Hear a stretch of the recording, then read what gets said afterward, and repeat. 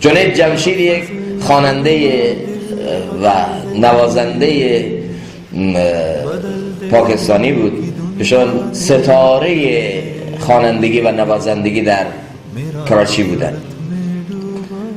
خب الله بهشون توفیق داد، چند سال اخیر عمر خودشون با وجودی که ایشون جوان هم بودن توبه کردن، مسیر زندگیشون عوض شد، خوانندگی و نوازندگی رو گذاشتن کنار، توبه کردن. اون همه شهرت، اون همه مال و منال که برای چند دقیقه خوانندگی چه پولهایی میگرفت، چه موقعیت اجتماعی، شهرتی، ثروت، به همه پشت پا میزنه، میاد زندگی جدیدی شروع میکنه، خودش کارگزاری خودش رو میده. خیلی شیرین که اون اول یک نوساناتی داشت، فراز و نشیبی داشت، میگه تازه من محاسن گذاشته بودم، تازه زندگی جدیدم رو شروع کرده بودم، خانومم هم حامی من بود، چون خانوم من اون دنیای ظلمانی قبل رو دیده بود، اون فشارهای روحی منو دیده بود، خانومم هم حامی من، تشویقم میکرد. میگه من زندگیم تازه عوض شده بود، جناب مولانا طارق جمیل حفظه الله ایشون رو ترغیب و تشویق کرده بودن، حالا عوض شده، سنت های نبی تو من زنده شده. میگه از طرف یکی از کمپانی ها به من زنگ زدن که آقا بیا 4-5 دقیقه ما یک در حقیقت نمایشنامه تبلیغاتی داریم، اینو برای ما اجرا کن. یک مبلغ بسیار بزرگی رو برای من پیشنهاد کردن. تو این موقعیت میگه من تو فقر و فاقه هم بودم، یعنی تازه از اون دنیا در تو یک برزخی بودم، از اون طرف در آمده بودم، به این طرف هم هنوز کامل داخل نشده بودم، زندگیم تو یک حالتی بود، فقرم داشتم، اون شهرت هم از دستم رفته. پیشنهاد عجیب. من گفتم نه، من زندگی عوض شده. 2 مرتبه زنگ زد، پیشنهاد رو برد بالا. به آخر گفتم خب من الان سنتاتون زنده شده، محاسن دارم، ریش دارم، بعد بیام اونجا رو استیج چی اجرا کنم؟ کنار افرادی منو جا میدید که دیگه هیچی برام نمیمونه که. بعد گفت فکر اونم ما کردیم، تو رو میفرستیم استرالیا، 3-4 ماه اونجا باش، بعد 2 مرتبه اینو که اجرا کردی، این بعد به سر حالت اولت که برگشتی، خودش اینا رو تعریف میکرد، به حالت اولت که برگشتی باید بیا زندگی از نو، روزی از نو و زندگی تو بکن. میگه اینا تو روح و روانم منو داشت میکشون، امتحانات الهیه. اما الحمدلله والمنه من نرفتم، تا اینکه ایشون رفته بود خدمت مولانا حکیم محمد اختر استاد ما. بعد اونجا که میگه رسید، مولانا ایشون رو میگه چون توبه کرده زندگیش عوض شده، حضرت عمر میگه توبه کننده ها بشینید، اینا یک دنیای نو و جدید و بکر دارن، تو کنار اینا نشستن ایمان انسان رو تازه میکنه. بنابراین حضرت عمر این کار رو میکرد. استاد ما تا چشمش به این افتاد، میگه خیلی اینو اکرام کرد، اعزاز کرد. بعد یک مرتبه مولانا بهشون گفت که بلند شو. من شنیدم صدای قشنگی داری. میگه گفتم بله صدا قشنگ که هست، با شرمندگی گفتم، چون من چیزایی میخوندم قبلا که عجیب. بعد گفتم صدام قشنگه، که امشب برای نبی ما بخون، یک نعتی برای مصطفی بخون. بعد میگه من گفتم که من اصلا به این فکر نکرده بودم و اصلا تو قوه تخیلم این چیز نیومده بود که منم میتونم واقعا تو این عرصه خدمت دین بکنم. میگه به هر حال مولانا منو بلند کرد، یک شعری هم دادن در رابطه با مدینه خوندن و آقای مدینه و تاجدار مدینه محمد رسول الله. شعر زیبایی از یک قلبی که تازه توبه کرده، قلبی که تازه دنیاش عوض شده، این شعر رو خوند. بعد همین شد که میگه من وارد یک عرصه دیگه شدم. مولانا به من جهت داد، مولانا یک مسیر نوعی جلوی پای من گذاشت و ایشون میگه من همه اون چیزایی که فکر میکردم از دستم رفته به من رسید. شهرت، 2 مرتبه ثروت، 2 مرتبه مکنت، 2 مرتبه موقعیت، 2 مرتبه لذت طاعت. حضرت مولانا طارق جمیل صاحب میگه من یک سفر حجی با این مولانا طارق، بعد از وفات ایشون گفت من یک سفر حج با ایشون بودم.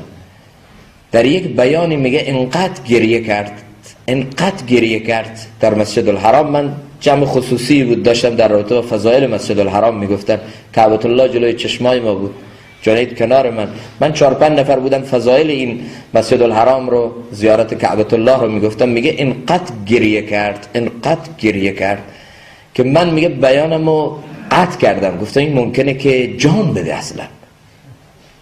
و میگه این عجیب حالتی به این دست داده بود. مولانا طارق جمیل صاحب در رابطه با خود طارق جمیل خود جلیل جمشید میگه یک زمانی از اون سازمان امنیتی پاکستان به من زنگ زدن، گفتن انقدر که تو تماس تلفنی داری پرویز مشرف نداره، تو بیا اینجا یک سر تا ما ببینیم تو کی و چه کاره ای تو. بعد میگه من گفتم ولله الحمد، من از اون عالم میخواستم توبه کنم تو این عالم بیام، احساسم این بود که شهرت از دستم میره. حالا نگاه کن الله چه عزتی داده. حتی خود بنده در کراچی ایشونو ملاقات کردم، رفتم توی یک از مساجد، اتفاقا دیدم تو مسجد این که جلوی جمشیده. بعد رفتم پیشش سلام علیکی. بعد از کجایی؟ گفتم من از ایران هستم. خوش شد. گفت من از کجا میشناسی؟ گفتم من کلیپات تو موبایلم هست، اشعاری که در محبت نبی خوندی، اشعاری که در مناسبت‌های مختلف رمضان دیگه خوندی، در رابطه با ذات احدیت الله خوندی، من یکی از طرفدارای پر پا قرص تو هستم. اینقدر خوش شد، منو تو آغوش کشید و به هر حال گفت که الله سبحانه و تعالی حتی بیرون از مرزهای پاکستان هم این رو برده و گسترش داده. خود ایشان تعریف میکنه که من اینو میگم که بهشت قرب الله. مولانا طارق جمیل بعد از وفات ایشان تعریف میکنه که ایشان به یک از مناطق رفته بودن، اعتکاف در یک مسجدی، در قالب در حقیقت امر به معروف نهی از منکر و دعوت الی الله به اون منطقه رفته بودن. میگه یک روستای دور افتاده و حتی امکانات اولیه نداره، راه صعب العبور. ایشون اونجا تشکیل میگه به من زنگ زد، کی هستید؟ بله من جان جمشیدم. کجایی؟ من فلان منطقه رفتم اینجا برای اعلای کلمت الله، برای امر معروف نهی از منکر. بعد چه خبر؟ گفت که مولانا من یک جای فرستادن که حتی برق نیست، آب نیست، من یک جای فرستادن که حتی یک جای درست برای خوابیدن نیست، من اینجا یک چارپایه بیرون مسجد گیر آوردم، روی این چارپایه دراز کشیدم و یک تماسی با تو گرفتم. اما مولانا به خدا آرام و قراری که من تو همین روستای بی امکانات، روی همین چارپایه‌ای که هیچی هم روش بهن نیست، نه خوشخوابی و نه متکایی و نه لحافی و هیچی اینجا نیست، به قدری که من الان اینجا آرامش رو دارم تجربه میکنم، تو زندگیم نچشیدم اینو. من تو پارتی های ناسالم بودم، من شبهای مختلفی تجربه کردم، من هر چی در هر جای دنیا بوده تجربه کردم، اما والله این خوشی رو الان من ندارم. بعد مولانا میگه من بهش گفتم که قبلا تو تلاش میکردی که با اسباب امکانات دنیا جسم تو آرام کنی، اما حالا روحت آرامه. جسمت از اسباب امکانات محرومه، اما روحت توی خلد و بهشتیه. این آرام نتیجه اونه. برحال همین جان جمشید در آخرین سفری هم که ایشون در راه خدا رفته بودن برای اعلای کلمت الله، به همراه خانم خودشون در یک سفر دینی بودن، میگه اونجا خوب دعا کرد، 20 دقیقه حدودا میگه دعاش طول کشید. بعد پرواز داشت شد و تو دعاش گفت که یا الله موت من رو در راه خودت بیار، موت من رو در راه خودت بیار. بعد نوبت پرواز میرسه، ایشون سوار هواپیما میشه و تو مسیر برگشت در راولپندی هواپیمایشون نقص فنی پیدا میکنه و وفات میکنه. جعبه‌سیای هواپیما رو که بعداً در میارن و حالا از روی در حقیقت DNA تشخیص میدن جنازه ها رو، بعداً که جعبه‌سیای هواپیما رو میگه چک کردن، یک فریاد میگه تو این همه فریادها بود که فقط میگفت الله اکبر الله اکبر. حالا هر یکی یک فریادی، هر یکی یک نغمه‌ای، اما این میگه فریادش همین و مشخص میشد که این فریاد فریاد جنیده و با همین حالت به لقاء الله رفت. و یک نماز جنازه بسیار با شکوه که میشه گفت کم نظیر در کراچی برایشون برگزار میشه، چون هر نوع طرفدارشون داشتن. خدایا فضل فرما دل بدل دے، خدایا فضل فرما دل بدل دے، بدل دے دل کی دنیا دل بدل دے،